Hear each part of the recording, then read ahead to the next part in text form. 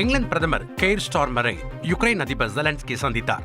வெள்ளை மாளிகையில் அமெரிக்க அதிபர் டொனால்டு டிரம்பை சந்தித்த பின் செய்தியாளர் சந்திப்பின் போது யுக்ரைன் ரஷ்யா போர் தொடர்பாக இருவரும் காரசார விவாதத்தில் ஈடுபட்டது பரபரப்பை ஏற்படுத்தியது. இந்நிலையில் லண்டன் சென்ற ஜெலன்ஸ்கி இங்கிலாந்து பிரதமரை சந்தித்தார். யுக்ரைனின் பாதுகாப்பு திறனை மேம்படுத்தும் வகையில் கடன் ஒப்பந்தத்தில் கையெழுத்திட்டார்.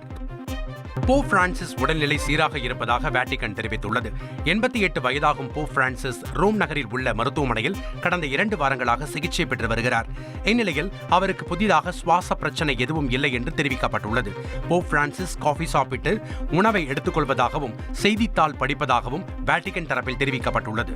ரஷ்யாவில் குளிர்காலம் முடிந்து வசந்த காலத்தை வரவேற்கும் மஸ்லெடின்சா விழா உற்சாகத்துடன் கொண்டாடப்பட்டது. மத்திய ரஷ்யாவில் உள்ள கதுலா என்ற இடத்தில் பெரிய அளவிலான மரக்கொட்டகை அமைக்கப்பட்டு தீ வைத்து எரிக்கப்பட்டது. இதில் ஏராளமான மக்கள் பங்கேற்று பாரம்பரிய இசைக்கருவிகளை வாசித்தும் உணவு வகைகளை சாப்பிட்டும் மகிழ்ந்தனர். விளையாட்டுப் போட்டிகளும் நடத்தப்பட்டன.